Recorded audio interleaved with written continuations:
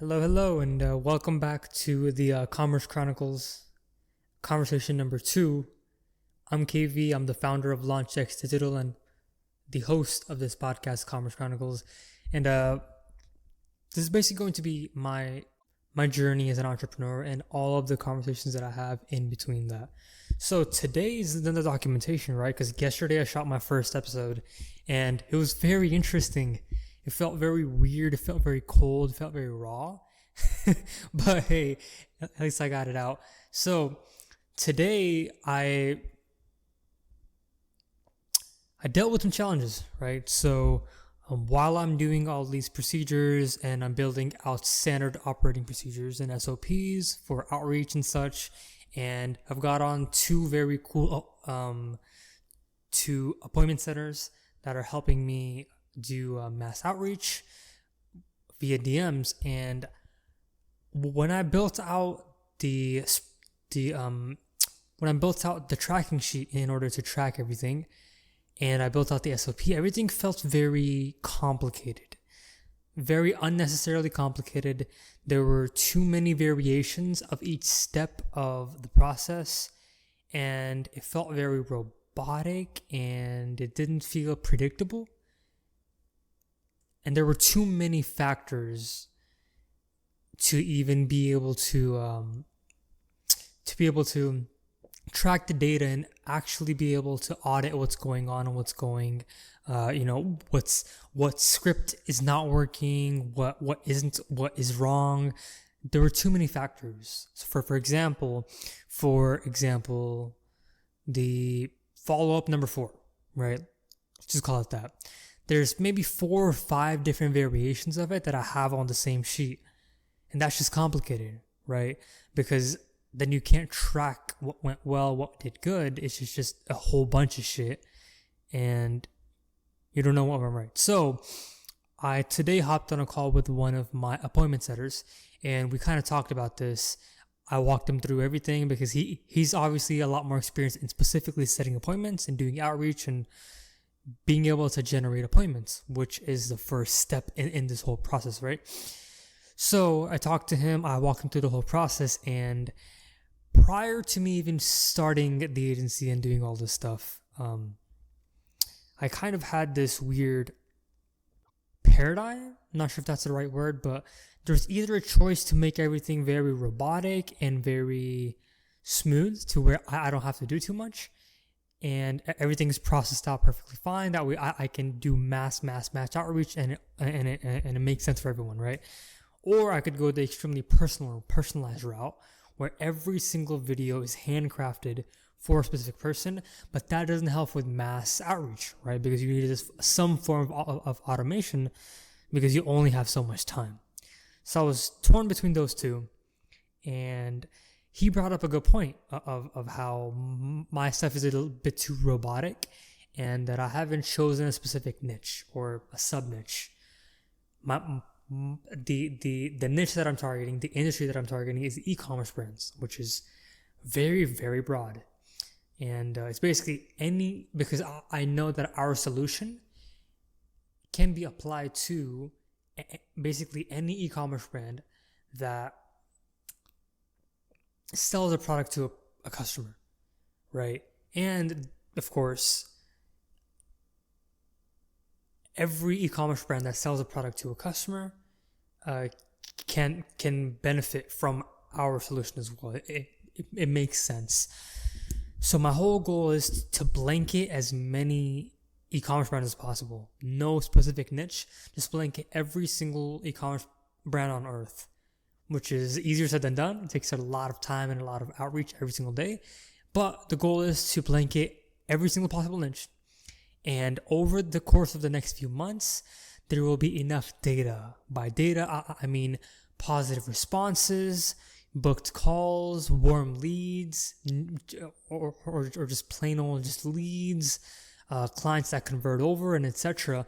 And according to that data, I'll be able to pinpoint what specific e-commerce sub-niche is more attracted to my offer, right? I think that's more important. It's very stupid, in my personal opinion, to just be like, we're going to target this little niche here and just hope that it sticks. Or you could go ahead, because you know that your solution can be applied to every single brand and they will benefit from it. Just go ahead and blanket every single possible brand out there. And then over time, with the data you acquire, you'll be able to see, okay, for example, with my data here, it's been 90 days, it's been 120 days, it's been 5-6 months, and I can tell that e-commerce brands that sell direct to consumer, that are in the women's fashion space, specifically women's fashion brands that sell jewelry. It could be, it could be necklaces, it could be bracelets, it could be, something of that sorts. These brands are more attracted to my offer. Okay, how about let's shift all of the copy and the messaging and build out a separate funnel for those brands only. And instead of doing mass outreach and allocating all of our resources to just blanketing all of e-commerce, let's put 60 to 80% of our attention to just this niche now and target them and put them into the funnel specifically crafted for them, with the copy crafted for them. Hopefully that makes sense, and that's probably my goal here, right? And I truly believe that our solution is crafted for every single e-commerce brand out there. And if we just implement our systems and our frameworks in their brands, they will benefit. I truly believe that. It doesn't matter if it's an e-commerce brand that sells supplements, that sells gym apparel, that sells home decor, that sells, basically any e-commerce brand. They will benefit. And I 1000% believe that, because the whole goal here is to provide tremendous amounts of value. And every brand that enters the pipeline that is not qualified for our offer that we're running, which, by the way, it is the 90-day double MRR program. MRR stands for monthly recurring revenue. It's a 90-day program where we take qualified e-commerce brands and we double their revenue in 60 to 90 days guaranteed. And if we don't, they basically don't pay us until the point that we do accomplish that for them. And then after the first couple of clients, we'll dial in our systems even more, and we'll change the guarantee to being, we'll double, and we're changing the program as well, from it being 90-day double MRR to 45-day double MRR or 30-day double MRR, right? And then we're gonna chop the time in half or even a third, and hopefully that'll be a little bit more attractive to everyone else. And I don't want to make that bold promise, because I don't want to be like the past contractors and agencies that those founders have already hired, that they've been burned by, because number one, they just don't do what they say. And number two, they make these bold promises and they can't back them. I do believe even right now with what we have, we'll be able to accomplish the doubling of MRR in 45 days. But to be on the safer side, I'm saying 60 to 90 days, right? I just hit the mic. 60 to 90 days. Over time, with enough case studies and implementation and data, I'll be able to say it's been 45 days, right? But that's basically all I did today, and I basically just got done recrafting the DM outreach SOP. I basically got done crafting the new tracking sheet. I just shot some videos, so the appointment setters and whoever implements the systems is able to see how to do it very, very, very easily. And I'm basically building out a whole new system of back-end automations and pipelines, and building out a whole separate funnel. So before I end the video, here is the old path. Was this the old customer journey or the client journey from the first cold outreach all the way until they sign the deal? This was the old flow. We send them DMs, they're interested. We send them to the landing page, the homepage, where I quickly go over some things. That leads them to the opt-in page where they watch a very, very, very short video. And by short, I mean like 30-second long video. They opt in with their first name and email. They're then put in to the main VSL page, which is I think a 20 to 25 minute long video that goes super in depth about the things that we do and that brands can implement. And to be fair, it's really, really, really, really solid information, solid value that people charge a lot of money for. But we're just giving that to them in hopes that, number one, if they're unqualified, they use that to become qualified.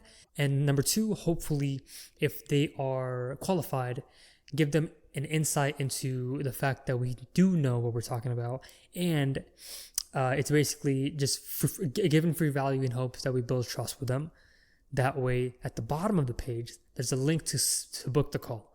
Then they book the call. They go to the page. They choose a time. They choose a time. They fill out the form, and then they go to the call. Bingo. Now it's a little different. Now what we're going to do is we're going to send a cold DM.